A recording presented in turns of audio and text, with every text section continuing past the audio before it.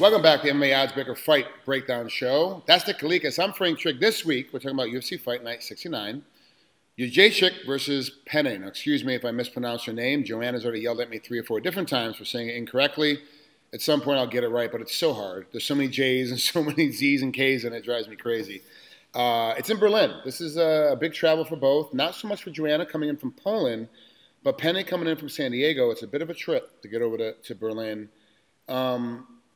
This is one of the few times you actually send me the lines so I can kind of see what the line looks like in this. We'll get to it here in a second. But I'm kind of like, I don't understand why. Like, I don't get it. But you're going to explain it to me here, like how this line is the way it is. Like, I looked at it, and there was a little bit of like, is Nick trying to pull a joke on me to screw me up during this process? That's what he's doing, because I was like, it's ladies and gentlemen, just wait a moment. We'll get there. So first, let's talk about the co-main event, Kawajiri versus Seaver. This one for me is kind of tough to pick. I like Kawajiri's style. I like his strength. I like his ability. But Seaver's short, strong, taekwondo background, very aggressive. Hard to hit because low center of gravity, tough to throw. But Kawajiri's kind of short for the weight class too. Kawajiri, an amazing 33-8-2, 12 wins by KO. Seaver, an amazing record as well with 22-10, 9 wins by sub. This is a very difficult fight for me to pick. What's the line, and how hard was it to set the line together? Yeah, you know what? It's a difficult line to set. I mean, it's going to be a competitive fight, especially at this point of their careers. But I mean, a few years back, honestly, Kawajiri would be favored going into this fight. Now, that being said, Seaver has gained a lot of respect, and what he's accomplished thus far in his UFC career has been pretty solid. I mean, he's not a title contender, but at the same time, he's made a climb towards the title, and he's beat some respectable guys, no doubt about it. So I think Seaver's actually the type of guy that consistently improved throughout his career, and Kawajiri did the same. I mean, but he was always kind of towards the top of the food chain type of fighter. So again, a little while back, Kawajiri be the favorite here, but it's kind of what you've done for me lately. And Seaver's wrestling's improved greatly. And like you said, his striking game is definitely a little bit better. I think he could be a little bit more effective as well. Now, Kawajiri, he was known for his striking as well. Obviously, he's got the wrestling, he's got the grappling ability, but I mean, back in the day, he was quite a striker. Now, I think he kind of relies more on his wrestling and takedowns as well. So these guys match up really similar.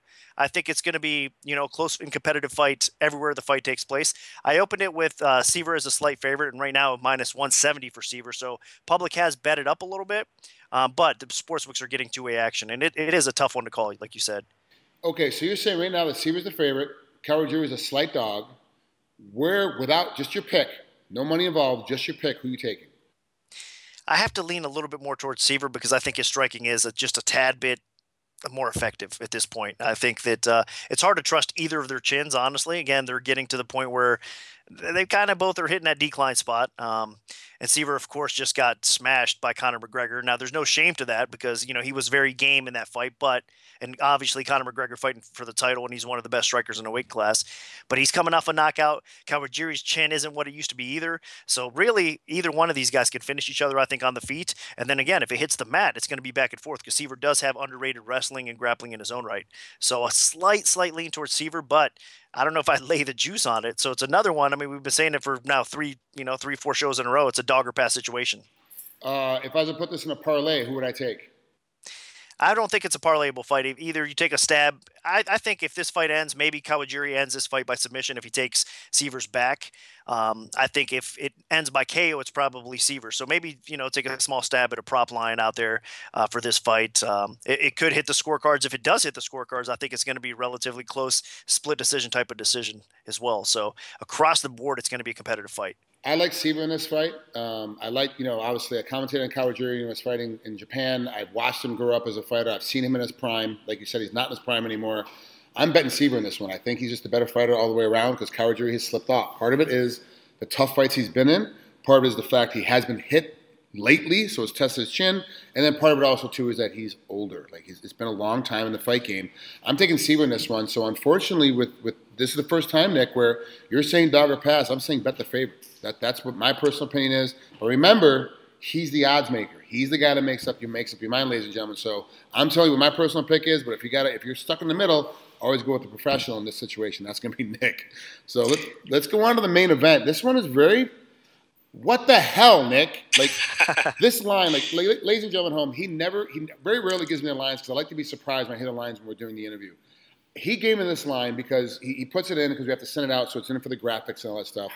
I'm looking at this line, and I literally thought he was trying to pull a joke on me. Is it really this astronomically different? Where I mean, it's at this line. There's no way in hell you could ever possibly bet anything but the dog because the money doesn't make any sense. Well, honestly, Jacek has done a tremendous job. I mean, she's again top of the food chain, and it's all about what she's able to accomplish recently. I mean, look at her in her title fight against Esparza. I mean, that's going to have a big impact on the line as well. I mean, how she was able to dominate an outstanding wrestler that's usually able to bully people around, get the fight to the floor, and dominate them. Esparza had a lot of difficulties with Jacek in that fight. And Jacek is the best striker in her weight class, I think, right now, bar none.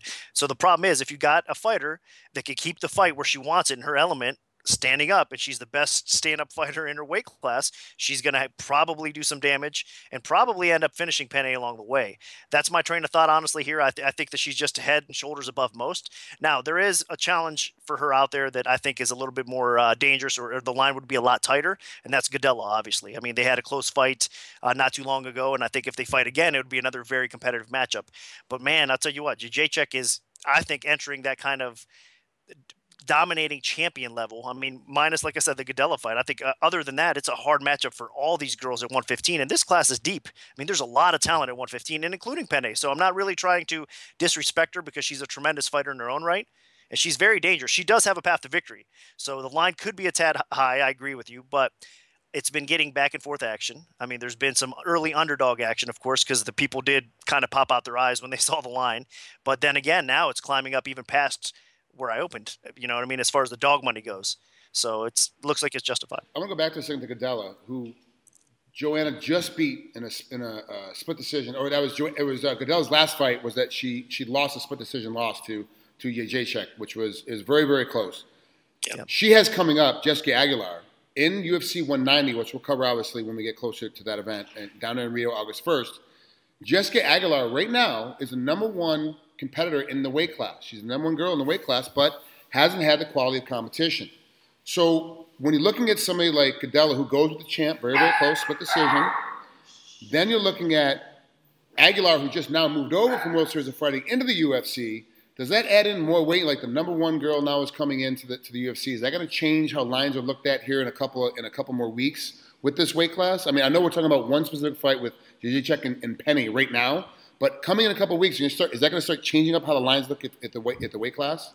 Well, Aguilar definitely gets a lot of respect, and she has for a long time, and she deserves it. And I mean, she's widely recognized as the #1 female fighter in the weight class. So now I'm glad she's into the UFC now because she's going to be able to prove that to a lot of people. And if she beats Godella, I mean, she's right there in the mix because I do think Godella's Jacek's biggest challenge. Now you got to throw Aguilar in there as well. I mean, they're fighting soon. We're going to see, who moves up the ladder from that fight, of course, like you said. So all of those girls get a tremendous amount of respect. They're kind of like the top three, and the odds are going to be much higher for these girls than a lot of the other girls. They're more competitive fights, I guess they're kind of bunched in a little bit more together. The rest are kind of further back of the pack, I guess you could say. Now, the reason why I'm asking is because obviously Aguilar is going to look at it and go, how do I match up with Jacek, who's the champ? And she is assuming that she's going to beat Penne as well. I spoke with her just a few moments ago.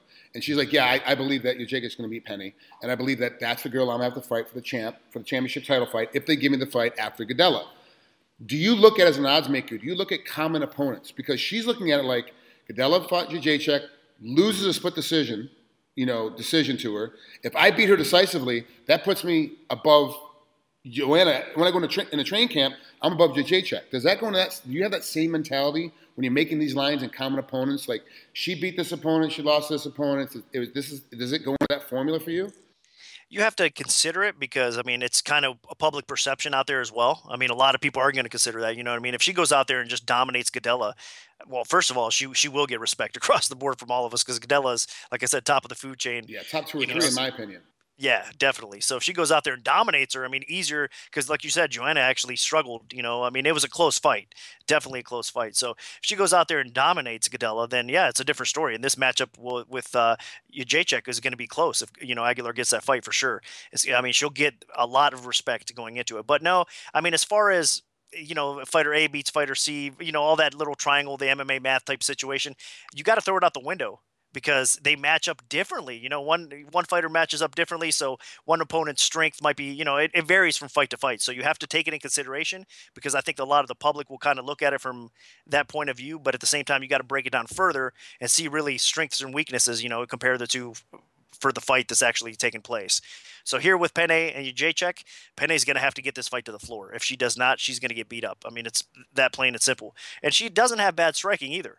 But, I mean, it's not on the level of Jacek. And if you look at Penne's defense, she gets tagged a little bit too much. So I think even if she doesn't get knocked out with one punch, it's going to accumulate. And eventually she's just going to not be able to take as much punishment. And do you think we're going to see a little bit of like a Cain Velasquez with Doom kind of situation on the feet, where Cain was taking a lot of punches, he was giving a lot of punches to Verdum, but Verdum was getting hit a lot less, with his defense was a lot tighter, and he was catching Cain a lot more flush, and of course we see him get the submission at the end. We're going to see a lot more with that. If Penny doesn't keep defense tight, heavy, and hard, you'll start seeing her energy levels start to drop off very, very quickly.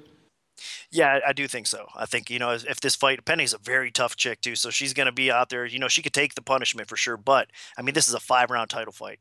So I think, in round 3, round 4, if she's eating all those strikes, I don't know if she makes it that far, to be honest with you, but if she does, yeah, I think eventually it's just going to be too much, and the referee will probably step in and stop it, because like you said, I mean, defensively, I think Joanna's defense is a little bit tighter, and Penny just leaves a little bit too many openings, so she's going to look to take her back up against the cage. I think she's going to try to push the pace, maybe trip her down, and get the fight to the floor. So, but Jacek's going to be ready. She knows that a lot of these girls, that's what they're going to want to do. They need to get her to the floor. Yeah, and then right now we're waiting to see if that's actually the way to beat her or not. We're not sure. Like, Carla wasn't very efficient at it. If Penny's a little bit more efficient at it, then we have a shot of maybe putting it together and seeing a glimmer of light of how to beat Jacek at this point.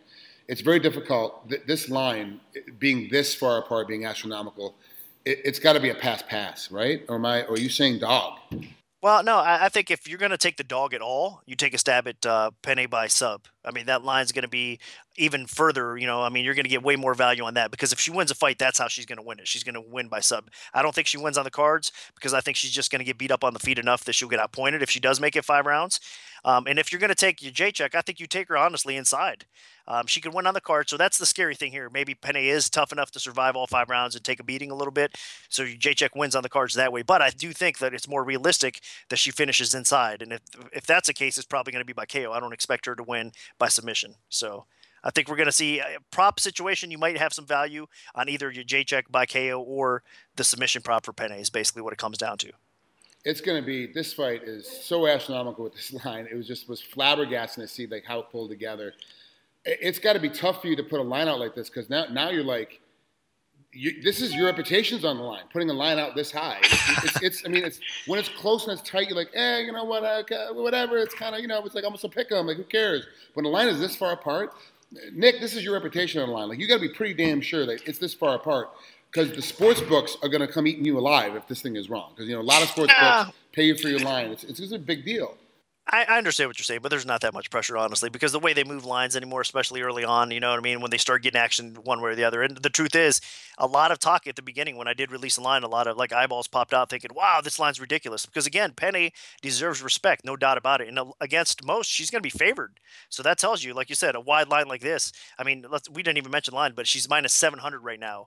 Jacek is. So that's how steep the line is right now. And I opened it around 8-1, but the comeback is what you want to look at. I opened the comeback around plus 485, and now she's around plus 500, plus 550 in most places. So the comeback actually even increased a little bit more, and the line margins tighten up a little bit. So the line is actually, win or lose, the line was set appropriately because it did get bet up to that point. So, you know what? I mean, even if I'm wrong as far as me thinking Jacek's going to kind of cruise in this fight and Penne goes out there and submits her, it's really not a bad line because people were betting it. You know what I mean? There was two-way action on the line. People were throwing Jacek in parlays, and there is some straight action coming in on Penne as well. So the books aren't going to get killed with this fight, win or lose, believe it or not. So fortunately, you know, it seems to be a solid line. Now, there's times, I mean, I'm human. I'm going to put up some, bad numbers here and there for sure. It happens at times, but I mean, throughout the whole process, thankfully, more times than not, my lines seem to be pretty steady.